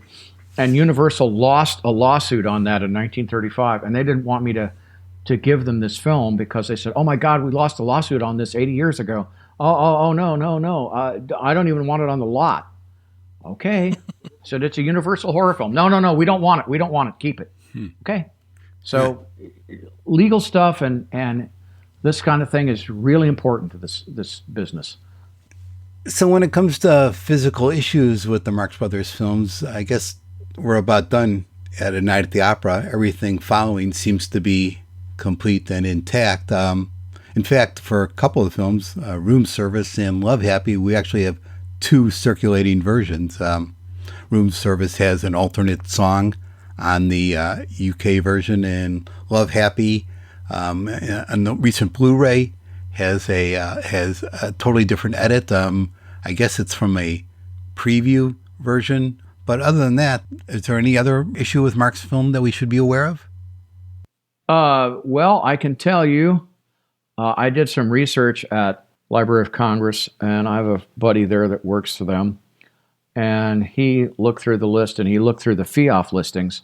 And I can tell you that George Eastman Museum has original nitrate camera negatives on the big store in Go West. So those still survive. Yeah, I know, not the best ones. And they used to have a composite fine grain of Love Happy, but that went to Paramount in about 2001, he says. So all the master materials on Love Happy are at Paramount right now, and Paramount owns that. They also have the original negative of Night in Casablanca that's part of the Castle Hill collection. So they've got material on that too. So that survives, and those are out there. And that's part of the reason why those films look so nice now. So what can you tell us about the availability of trailers to the Marx Brothers films? I think we have most of them. I'll tell you one that I'd love to see is the original trailer for A Night at the Opera. There is one we've all seen in circulation, but that's from a re-release. And I just would love to see the original trailer and see how this new direction that the Marxists were taking was first presented to the contemporary audiences. That's an interesting point. There was a place called National Screen Service that used to make all the trailers back in the 20s, 30s, 40s, 50s. And what you would do is you would send them a print, and then they would make a trailer for you. And then when that was done, they would throw it out. And so National Screen Service, I believe, worked for MGM. I could be wrong on that, but it's very rare to find a good print of that because they didn't keep them. They didn't care. Trailers were the ultimate expendable. I mean, the first thing that you expend is the trailers. The next thing that you get rid of is the cartoons. And the next thing you get rid of is the serial chapters. And then after that, you try and keep the features. So all those films are really in trouble. You know, what's really fascinating about this existing Night at the Opera trailer is that even though it's from a re-release, it contains footage that's not in the original film. Right. Including the MGM lion gag at the beginning, and there's shots of this big parade, which never made it into the finished film. So whenever this was made, the elements for the movie were still in existence, apparently. Right. And the purges started happening in the late 50s, early 60s, and that was about at the time that reissue. I think that reissue is from 1952, if I'm not wrong. So yeah, that material was still there at the time. MGM just basically ran out of space. And that's just really what they did. And they said, okay, we got to get rid of a lot of this material. A lot of the stuff that they were doing, they transferred, the optical tracks were transferred to quarter-inch tape to save space. They also did something, MGM was notorious for taking silent films, and if they had an intertitle in them, they would cut the film down to one frame, the title down to one frame so they could stretch it out again in the lab. So if you find a new print from an MGM film, a lot of times it has a really icky looking title in it because that's the only frame they save from the title, and that way they could save space in the storage. Wow. Man, if they would just save 2 or 3 frames and loop those, it would look so much better. Tell me about it. I'm working on a Laurel and Hardy film that I can't tell you about right now, and I'll be able to tell you about in January 1st of 2024, and it's got that same problem in it. So it's not Hats Off. It's not Hats Off. No. Okay. No, it's not. It is a known print, but it's if you start talking about copyright disasters, the Laurel and Hardy films are pretty much there. Because I'm not sure who owns the rights on the silent Laurel and Hardys at all. But yeah, it's crazy. Anyway, to answer your question, the National Screen Service trailers got pitched out a lot of times. The collectors would keep them if they could, and we find trailers occasionally that are around. I actually have a reel that I lend out to people that has trailers for all the bizarre Marx Brothers films on them. And it's very common for a Marx Brothers film to have footage in the trailer that isn't in the movie. Yeah. I think actually most of them probably are like that. Yeah. Right. So, Duck Soup has that. Animal Crackers has that. And then, of course, the trailer for Big Store is actually better than the film because it talks about, it just doesn't take much. That's just my editorial comment. The trailer for Big Store is all about how the Marx Brothers are retiring after this picture, and it's really interesting. It's uncommon to find this, but the nice part is that these films were left with the projectionist, and if some projectionist has kept these, then it's not impossible at all to find that somebody will keep that. Well, they just found a trailer for, I think it was Ghost of Frankenstein recently that had footage that didn't make the film, and somebody found that. And you find trailers once in a while. I recently found a trailer for The Shock from 1922 with Lon Chaney in it that has footage in it that's not in the film. So is this possible to find? Yeah. Is it likely? It could happen. So yeah, those films are out there. I have a trailer for Animal Crackers, which has some footage in it that's not in the film. And apparently that's one of the only other pieces of nitrate that survives on those, because some studio has a print of the trailer for Animal Crackers, which is kind of cool. So one last thing I wanted to get into before we wrap this up. Sure. Is looking forward, and I know we've hashed it out about colorization, so I don't really want to get into that, but about AI technology and how that could be used for the benefit of the Marx Brothers films. I'm thinking in particular, first of all, for the coconuts, maybe you could help us sharpen up or make better that doopy footage that we talked about earlier, and how AI might be able to help us recreate missing frames and missing little bits of films. What are your thoughts? And like smoothing over the horse feathers bits. Yeah. Okay, you're going to end up cutting this down to about 30 seconds, but there's a lot of answers to that and a lot of subtlety about it. First off, we're using AI already on film restoration, and my job as a film restorationist is always to make sure, and this is basically what my call is. I'm working with King of the Congo with Library of Congress, and their goal is to not change the history, but to save the history. So we want to make this look as much like a nice print would have looked on opening night. Okay? That's the goal. So my goal is not to make it widescreen or color or anything like that. My goal is to do that. But the problem is that you find issues that happen here that will keep that from ever looking like it did on opening night.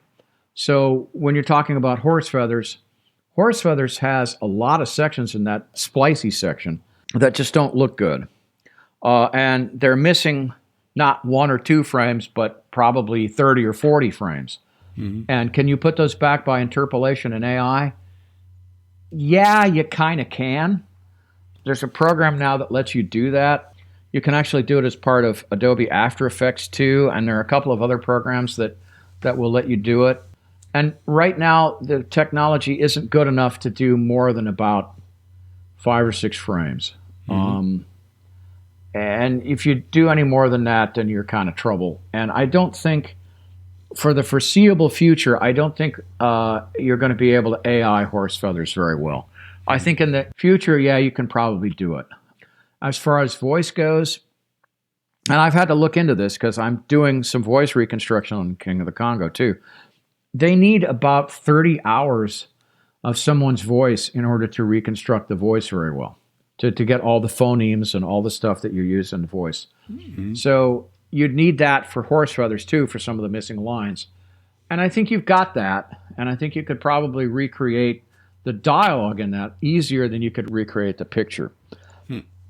As far as the doopy sections, since I'm an electrical engineer and I studied signals and systems, I can really go into math on this. You guys really want to shoot me. The doopy sections of coconuts are kind of gone, but if you can find reference material that has all the contrast range in it, you can use some AI stuff to try and bring that back. There's also some ways that you can do, since that's what's called clipping in it. And so that you understand, when I have an audio signal that I turn up too loud, it starts like this. And the reason it sounds like that is that the amplifier can't supply any more current at the top and at the bottom of the film, or of the audio signal. So what happens is that it clips. It actually cuts off the top wave and the bottom wave, and you get that distortion. That's called clipping. If you look at it on an oscilloscope, it's actually flat up there at that point. The same thing happens on video and film signals. And when they copied coconuts, what they did was they clipped it. So the whites are too white and the blacks are too black. The top of the signal is too much and the bottom of the signal is too much. They copied it very poorly. So there's clipping in in coconuts, and it turns out that material, that stuff is lost. Okay, that signal is lost. Now, there are various interpolations that you can do to fix that, and there's an AI program that you can use to try and bring some of that back, or to mat an existing frame on top of a frame that's missing some detail. And the reason I bring this up is that we're actually using some of that in King of the Congo right now. So, for example, I have a scene in episode 1, reel 1 of King of the Congo. In fact, it's the very first scene in the movie. And Museum of Modern Art had a print of it in 35 millimeter that was rotted after about the first 15 seconds. And then we have the whole thing in 16 millimeter. Well, I'm using an AI program to put back the detail that's in those first 15 seconds into the rest of the print. And it's not perfect, it's not great, but if you do use it judiciously, you can make it look kind of like what it's supposed to look like, and that's better than what it would look like otherwise. And so that's why I'm saying let's go ahead and try it. Can I ask you a question about going back to the splicey bits in Horse Feathers? Right. Let's just pretend that the technology was there to recreate the missing visual and recreate the missing audio. So you're not talking about just restoration as such, but actually artificially recreating it. Would you have any qualms about doing that because it's kind of falsifying the film? I wouldn't. Some people would. You know, for example, my friend James Cozart that used to work at Library of Congress was adamantly opposed to doing anything that would change the film as it sat. So he used to do preservations. He said it's preserved as found. So that way he's not doing anything to it except preserving it as it was found, because he thought of that as a historical record. Okay, so if, for example, if it was missing the studio logo at the end, he wouldn't go to another print of another film that was made at the same year at the same studio and replace that. Yeah, which I would do. He thought that was not fair because we don't know that was there. Maybe they used a custom tag and you're changing history. Well, you're probably not. There's a real question about how far you go with doing this, and you're making a judgment call all the time. So for me, using the AI on this, and the way you would do it, and I can talk to you about that, is the way you would do it is what they're doing with Harrison Ford in the new Indiana Jones movie. You'd have to create a 3D model of the situation in Horse Feathers, which you could do, and you would have to create a scanned model of Groucho Chico Harpo in that section, and you'd have to count the number of frames and the lines and the lip sync, and you'd have to re-render that as a piece, and then you'd have to add film grain to it. And you could do that. You could probably do that now. It would probably cost you $3 or $4 million to do it, as you never get your money back. Well, you could do that now, and I would not be opposed to doing that. I would not say that this is a bad thing. A lot of people would, but you're putting it back to the way it should have been. Now, the real question that you're getting at is how much do you change when you're restoring a film, and what sort of judgment calls can you make? And I don't know what those answers are. My general feeling is that I'm in the business of saving history, not changing history. But every once in a while, I have to change history in order to do it. So, for example, there's a section in King of the Congo that I'm working on that somebody misloaded the camera back in 1929, and there's a ripped sprocket in it, and the film jitters left, right, all the way through one of the shots. And it's distracting, and it's a mess. and you look at it and you say, well, okay, this is the way it was. And we actually have the camera negative on that shot, and we have all the work prints of that shot. And so the prints looked bad in 1929, and we know that. Okay, so I can change that with stabilization software. It's not warped, it's just ripped. I can change that with stabilization software. Do I change it? I don't know. It plays better if I do. The ultimate answer was I did fix it, and it looks better than it did in 1929, but I had to do that because there was dialogue in that section, and we had the sound for it, and I couldn't see the actor's lips well enough to sync the sound otherwise. So it was a question of, am I going to do this, and how do I do this, and what are the ethics? And I don't know what all those are. So do we restore a Marx Brothers film that way? Maybe. I'm not against it. You're doing the best you can, and you're not doing 20 seconds. You're doing 10 seconds or 5 seconds. That's not bad, and you have the script. You know what you're doing. I'm not necessarily opposed to it. I think it's probably okay. I've done that on some other things. I had a cartoon that was missing 3 frames in the middle of it. It was a Mutt and Jeff cartoon from 1921. And there was a section of it that was repeated 2 or 3 times, and it was a child crying, and he was going wah wah wah, and the voice was coming out. It's a silent cartoon. The voice was coming out. You saw the picture coming up, and I knew it was missing 3 frames because I could actually look at the place where it was repeated and say, okay, well, it's missing these frames, and I can put this frame back, and it's repeated that way, and I can sync it up, and it looks right. Well, that's the way it looked in 1921, but if they changed that, if they had done some other thing in those 3 frames, I wouldn't know that. The chances are 98% that that's the way it looked in 1921, but I don't know that for certain. I'm making a judgment call. And I have to tell you that doing film restoration at all is making a judgment call. Whenever you do this, whatever you're trying to do, you're making a judgment call. You're making it look different from what it did. And there's always that question of ethics in the history. How far do you go? How far do you try and make this? And as far as Bob and I have arm wrestled about this, I think that colorizing stuff is, and I think that making things widescreen are, because you're absolutely changing it beyond the scope of what it should be. But when you're talking about doing what you're doing, adding stuff, I think it's fine. I think you're trying to bring it back to the way it was. And one of the other things we're trying to do is, apparently there's some missing footage in Mysterious Island that we talked about earlier. And Mysterious Island, the whole film exists in black and white, but it's missing some color footage. Well, you can match the color footage to the black and white footage, and you can AI the color back into it based on what was already there. And you can probably replace the color in the missing scenes to the point where you couldn't even tell it was different. I'm not against that either, because it was originally color. We have one of the 2 black and white records that was there to try and bring it back. I'm not against it. Some people would be. Whatever it is, you're not against it. Yes.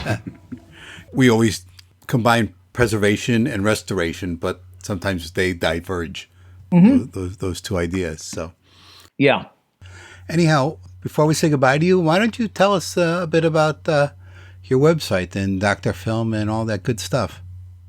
You can go to my website, which is drfilm.net, drfilm.net. I'll tell you the story about that. I did a TV pilot a number of years ago that was called Dr. Film, because I come across as pompous and condescending in real life, and I know that, so I figured I can play that. So I made a TV pilot called Dr. Film, and I tried to sell it to everybody, and nobody wanted to buy it, nobody cared. So unfortunately, the thing that took off was the Facebook page, and so we talk about film preservation and restoration. So I'm forever stuck with the moniker Dr. Film now, even though it's based on a TV pilot that nobody wanted to see. So yeah, drfilm.net. You can see my preservation work. If you click on shop, you can see I've got several films that I've already restored, including Little Orphan Annie. And if you guys are fans of basketball, I restored the Indiana Basketball Classic from Milan High School, which was used as the inspiration for the movie Hoosiers. And I've got King of the Congo coming up probably in July is what I hope. and that'll be available too. And if you send me an email, I will put you on the list of people who want to be victimized by King of the Congo when it comes out. If you look at the Facebook page, and that's on the page, the web page too, you can join that and talk about film preservation, and you can get on and tell me how obnoxious I am about what I did on the Marx Brothers podcast too. So that'll be fun too. So all your trials and tribulations about King of the Congo, that's on your personal page, or is that on the Dr. Film? It's mostly on the Dr. Film page. On my personal page, I will put stuff occasionally. My personal page is mostly for local stuff and people who know me and all that stuff. But for the Dr. Film page, it's mostly about preservation and that sort of thing. It's different. You're welcome to friend me personally too, and you can send me obnoxious messages. Especially, please send me messages about I'm from Lithuania and I want a copy of London After Midnight, and I know you really have it. That's always my favorite message to get. Okay, now before we say goodbye, why don't we go over to Noah for a Patreon update? Sure, I can tell you that postcard number 5 has just come back from the printer, and it'll soon be in the mailboxes of all of our subscribers at the Students of Huxley Left-Handed Moths and Fireflies cabinet levels. And God, that's hilarious. and it's a real thing of beauty, the May postcard. It was designed by Jim Engel, a guest artist familiar to many of you, and it'll be with you soon. And we also just want to say thank you to our subscribers at all levels for, first of all, lots of great feedback on last month's bonus episode, conversation about Matthew's essay, The Groucho Marx Theory of Creativity. Seems to have gone over big. And anyone listening who has yet to join us on Patreon, a richer Marx Brothers Council podcast experience awaits you if you go to marxbrotherscouncilpodcast.com and click the big orange Patreon button at the top.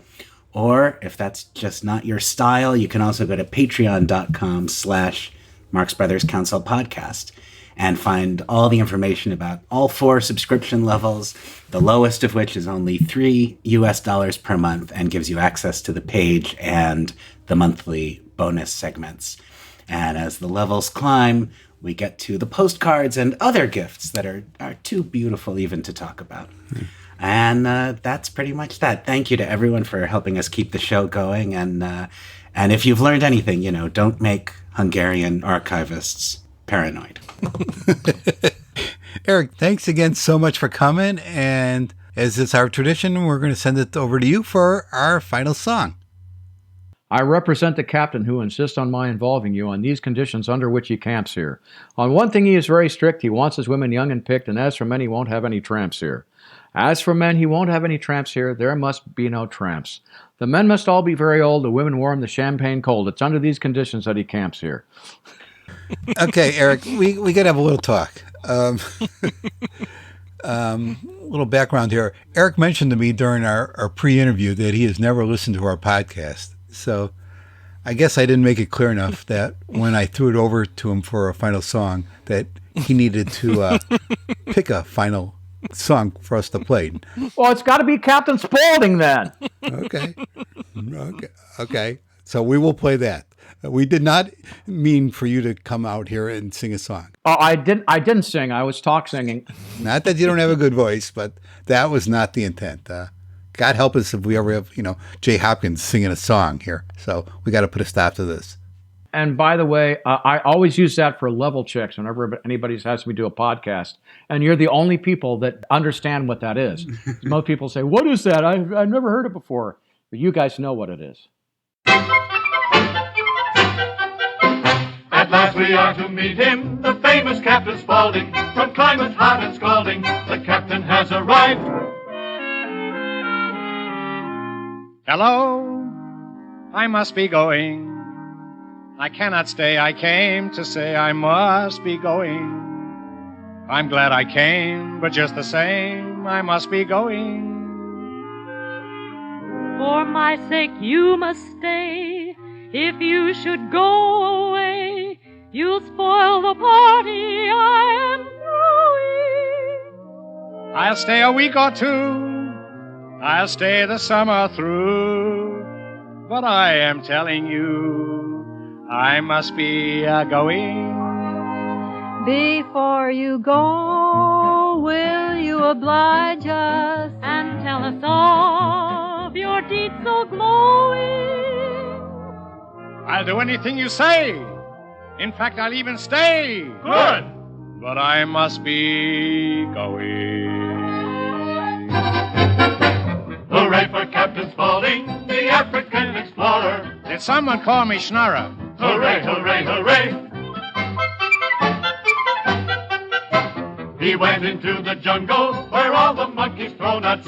If I stay here, I'll go nuts. Hooray, hooray, hooray. I put all my reliance in courage and defiance and risk my life for science. Hey, hey! One day in Madagascar, he bagged a dozen weasels. Yes, and all of them had measles. Hooray, hooray, hooray. I faced a chimpanzee once, so close I felt his breath. The creature looked at me once and laughed himself to death. Hooray for Captain Spaulding. That's me. One day I caught an eagle, too big for me to tote. I changed him for a sparrow, a jackass, and a goat. Hooray for Captain Spaulding. That's me. One day a vicious monkey chased me a mile or two. I hid behind a donkey. The donkey fainted too. Hooray for Captain Spaulding. That's me. I had a guy named Teeter. He lent me his repeater. I brought down a mosquito. Hey, hey! Hooray for Captain Spaulding, the African explorer. Hooray, hooray, hooray. The first day I arrived in Hooray for Africa... Captain Spaulding, the African explorer. Hooray, hooray, hooray. The first day I arrived in Hooray Africa... for Captain Spaulding, the African explorer. Hooray, hooray, hooray. The first day I arrived... Hooray for Captain... Fooled you that time, didn't I? Hooray, hooray, hooray.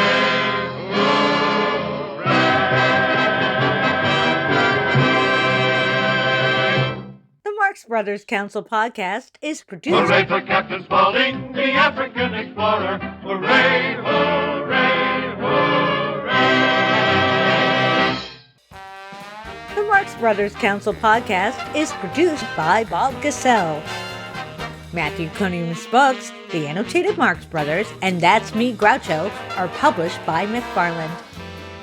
Noah Diamond's book, Give Me a Thrill, The Story of All Say She Is published by Bear Manor Media. For more info on this and all episodes, visit our website at marxbrotherscouncilpodcast.com. Also look for us on Twitter. And for the place to talk Marx and meet fellow fans, join us on the lively Marx Brothers Council Facebook group. See you next time!